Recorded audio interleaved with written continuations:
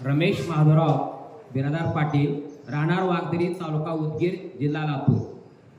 माझा असा अनुभव आहे, गुरुब्रह्मा गुरुविष्णू गुरुदेव महेश्वरा गुरु साक्षात परब्रह्म तस्मै श्री गुरुवे नमः. एवं सतयुक्ताये भक्तास्तव श्रीपासते याच्यापेक्षा व्यक्तम श्री भगवान. मी गेल्या पौर्णिमेला महाराजांकडे दरवर्षा येतो, पौर्णिमेला म्हणजे दर पौर्णिमेला येतो. की माझे अनेक अनुभव आहेत, पण मी ताबडतोब एक इलाज झालेला अनुभव सांगतो. की माझ्या ह्या डाव्या दंडाला एक 5 mm मोठी गाठ आली होती. ती गाठ दगडासारखी होती आणि मी असा आंघोळ करत असताना माझ्या नजरेत आले की म्हणे का झालं की म्हणून. आणि नंतर मी आमचे डॉक्टर गुजरवार म्हणून उदगीरला येतं, कॅप्टन चौकात दवाखाना आहे, तिथे गेलो आणि डॉक्टर साहेबांना दाखवलो. डॉक्टर म्हणले हे काही नाही पाटील, हे याचा आपला चरबीचा गाठा आहे म्हणला. तरी माझा जीव राहिला. मग मी व्यंकटेश हॉस्पिटल म्हणून आहे, अशोक पाटील बिरादार, त्या डॉक्टराकडे गेलो आणि त्याला विचारलं की मग त्याने म्हणले बघा तुझ्या डॉक्टरकडे जावा. मग भांगीताई म्हणून डॉक्टर नाही, त्याच्याकडे तुमचा जास्त खणकतोय, थोडा माईक लावून करा. आणि भांगीताईकडे गेल्यानंतर त्यांनी म्हणजे त्वचेचंही काही नाही म्हणले, आता त्याच्यामध्ये सुई टाकून तुकडा टाकून मुंबईला आपण बघून रिपोर्ट घेऊत म्हणले. मग तिकडे नंतर पुन्हा मी सोनोग्राफी केली, 5 mm निघाला आणि डॉक्टर अशोक पाटलाकडे घेऊन गेलो. आणि गेल्यानंतर म्हणले गुरुदेव तुम्ही थांबा, आता एक 4-5 दिवस थांबा, हे गोळ्या देऊन दिला आणि तुकडा काढायची गरज नाही आता. पुन्हा मी पौर्णिमेला आलो, गुरुवारी आलो आणि महाराजाला म्हणलो महाराज मला असा असा गड्डा झाला, खूप कुठं झाला म्हणले. असं धरून दाबल्यानंतर आज मी ह्या पौर्णिमेला आलो, गोळी नाही कुठल्या प्रकारच्या डॉक्टरकडे गेले, एक सुद्धा असं कसल्याच प्रकारचं माझं काहीच नाही. ती गाठ कशी मिळाली काहीच नाही. मुंबईला तुकडा पाठवलं नाही, कुठल्या प्रकारचं काहीच पाठवलं नाही. ही अजाबा जसं कसं काहीच कुठलं मध्ये नंतर कुठला तुकडा नाही कुठला, एकदम साफ आहे. हा मला गेल्या अनुभव म्हणजे हे महिन्याचा अनुभव आहे. आणि अजून एक गेल्या वर्षी मी असा एक सण साजरा केलतो की 18 मार्चला आपल्या गुरुवर्य एकनाथ महाराजांचा वाढदिवस आहे. महाराज मी गेल्या वर्षी माझ्या शाळेमध्ये उदगीर येतं गुरुदत्त इंग्लिश मीडियम हायस्कूल आहे आणि यशवंत बिरादार नावाचे संचालक आहेत आणि केरळचे तिथं प्राध्यापक होते.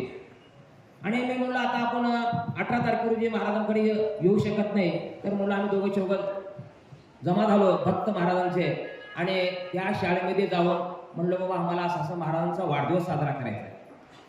आणि तिथे गेल्यानंतर लहान लेकरं होते, आम्ही दुसरं काहीच केलं नव्हतं. एक केक घेतला, महाराजांचा फोटो तिथं नेऊन टेबलवर ठेवला आणि सगळे तिथले प्राध्यापक कर्मचारी जमा झाले, तिथला संस्थाचालक जमा झाला, लेकरं जमा झाले आणि आम्ही फक्त एक 5 किलो पेढे आणि 5 डबे चॉकलेटचे घेतलो आणि पुष्पहार घेऊन सगळे मिळून आणि आम्ही त्या लेकरापुढे महाराजांचा वाढदिवस एक चांगल्या प्रकारे माझ्या मनानुभवानुसार चांगल्या प्रकारे एवढा चांगल्या प्रकारे आम्ही पार पाडलो.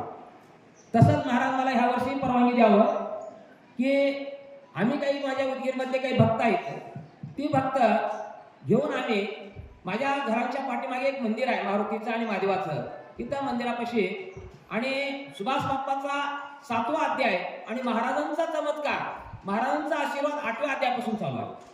तर 7वा आणि 8वा अध्याय घेऊन संध्याकाळी 7 वाजता सगळे आमचे भक्त जमा झाले आणि आयोजन काय केलेलं आहे, खिचडी आणि शिरा ही 2 पाकिट आणि सगळे महिला भक्त सगळे मिळून आम्ही ते त्या ठिकाणी येऊन एक अध्याय तेवढा वाचून घेऊन आणि महाराजांचा केक कापून ऑनलाईन आम्हाला चालू करायचा आणि तो वाढदिवस त्यावेळेस साजरा करून महाराजांनी आम्हाला ऑनलाईन आशीर्वाद द्यावा ही विनंती करतो मी. आणि अजून तर माझी विनंती आहे तुम्हाला, तुम्ही आम्ही सगळे भक्त आहोत, महाराजाला आपण आशीर्वाद देऊ शकणार, महाराज आपल्याला आशीर्वाद देणार आहे. ते एवढाच की आशीर्वाद देण्यासाठी आमच्या शेवटपर्यंत, आमच्या जनतेच्या शेवटपर्यंत महाराज राहावं हीच अपेक्षा आहे. म्हणून जेवढं होईल तेवढं, महिला असो पुरुष असो, आपल्या आपल्या गावी कुठं घरी सुद्धा जर शाळा नसेल किंवा कोण नसेल तर आपल्या घरामध्ये आपली लेकरं बायको आपला महाराजांचा फोटो ठेवायचा, तिथे केक कापायचा, हार आणायचा, जेवढं होईल तेवढं महाराजांची आराधना करून जप करून त्याचा वाढदिवस साजरा करायचा.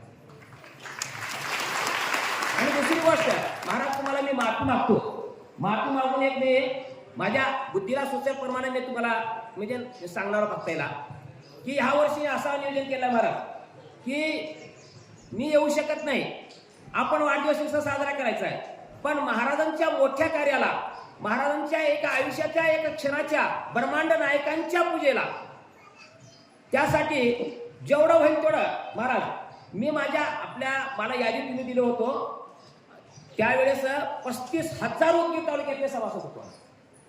35,000 म्हणजे 2 वर्षाची यादी आहे. तर मी जेवढं होईल तेवढे गटून मी माझ्या भक्ताला संपर्कात साधू येऊ शकत नाही.